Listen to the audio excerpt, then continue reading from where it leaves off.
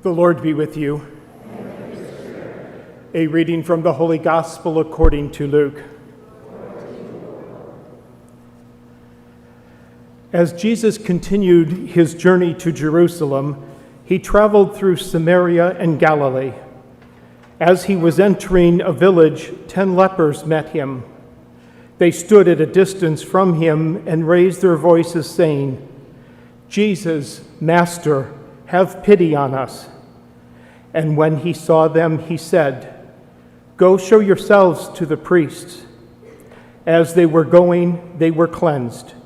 And one of them, realizing that he had been healed, returned glorifying God in a loud voice. And he fell at the feet of Jesus and thanked him.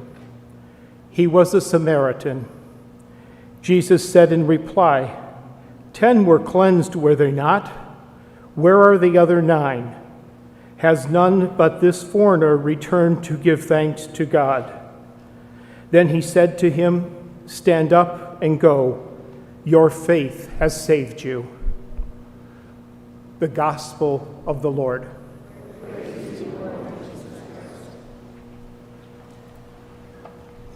A few years ago, myself and a couple other missionaries went to visit our missions in Thailand. Perhaps I've told you a few of those stories in the past. We have a large parish in the Bangkok area, and then we have many missionaries up in northern Thailand in the hill country, the mountains, on the border with Myanmar, which we used to call Burma.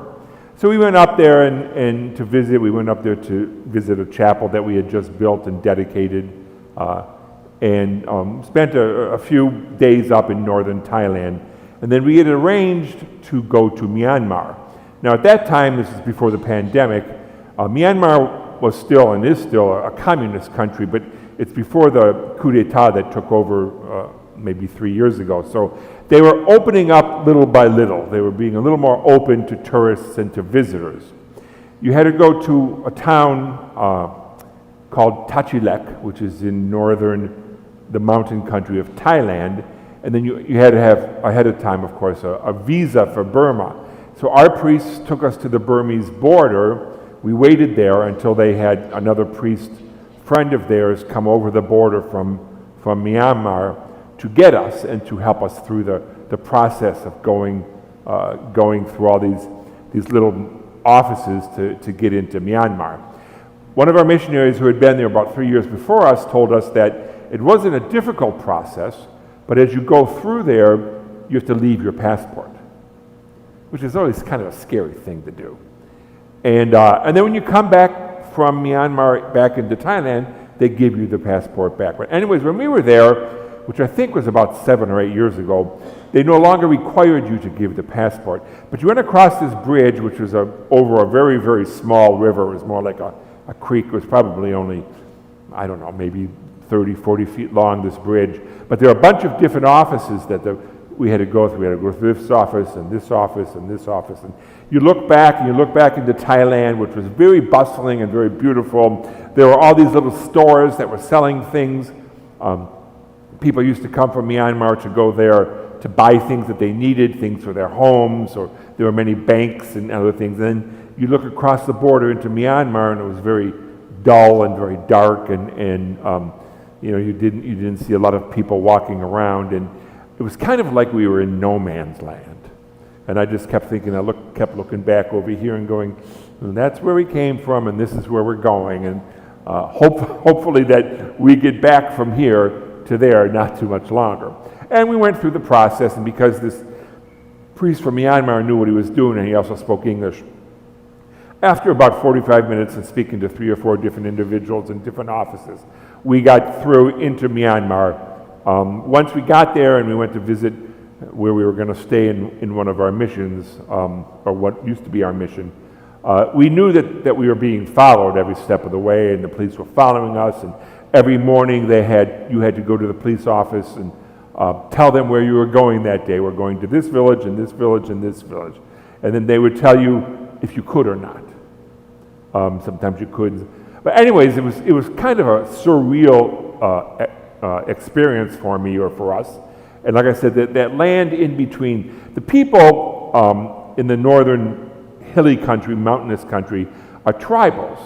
And so they go everywhere. They have a village here, and after about 20, 30 years, they leave that village and they might move 20 or 30 miles away, and they cross the border freely back and forth in the mountains. And the government kind of closes one eye to them. But if you're, a foreign visitor, a foreign tourist from another country, especially like the United States or Europe, they're very, very careful as to where we're going and to what we're doing.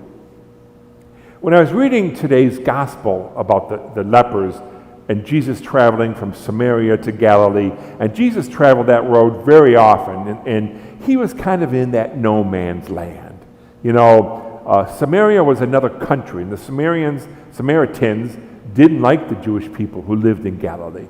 The two of them didn't get along, and we hear the story of, the Samaritan woman at the well, and the Good Samaritan was the only one that saved the man on the road, even though he was a foreigner. So there was a lot of friction between the Jewish people and the Samaritans. And here's Jesus in this no man's land, and all of a sudden these 10 lepers come up and approach Jesus. And Jesus, of course, knew exactly what he had to do. He had to heal them. He had to give them their lives back. In the gospel we hear a lot about leprosy. We don't know a lot about, we don't have a lot of experience with lepers per se, but not only is it a bad disease, but it's also a disease that makes you an outcast, makes you different. You can't return home. You can't live with your family. Usually you live in the woods or the forest or in the desert. You might find a few others, like they found these 10 people that lived together because they were the only ones that could live with you, that could stand you. They weren't afraid of catching it because they already had the disease. So Jesus, of course, heals them and sends them on their way. And only one of 10 came back to thank Jesus. Jesus sent them off on their way. Where did the other 9 go? And didn't they feel like it was their obligation to thank Jesus too? Didn't they realize what Jesus had given them, not only their physical life back, not only healed them, but he also cured their ability to be able to live with family, to be able to go home again, to see those, and maybe those 9 people couldn't wait to get back to their families.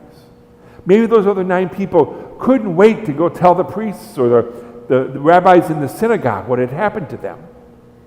But they didn't come back to thank Jesus. Just one did. Jesus in this no man's land. Sometimes in our lives, we're kind of caught in that no man's land, between this and that. You don't really know which direction to take. We have decisions that we need to make. It was like me standing on that bridge looking, oh, there's that beautiful Thailand, and I hope I can get back soon, and looking over here at Myanmar, not knowing what it was going to be like, not knowing what we were going to encounter. And we have those experiences in our life. But we know that Jesus is there.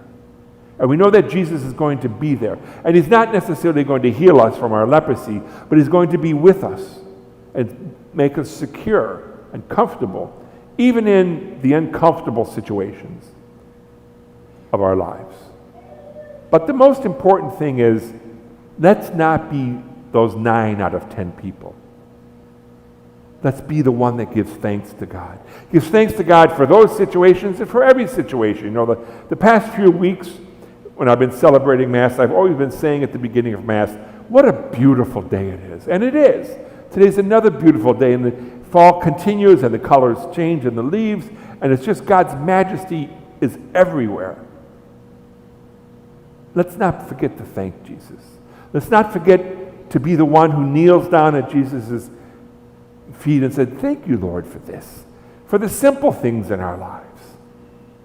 Not only the difficult things that we have to deal with, that Jesus helps us through as well. Out of 10, just 1 came back. I don't know, maybe 200 people here? How many of us are going to remember to thank Jesus? Not only today when we go back out there, but tomorrow morning when you wake up and maybe you got to turn on the heat a little bit because it's a little chilly in the house. And look out the window. See how beautiful it is. See the grace and the blessings that God has given you even that.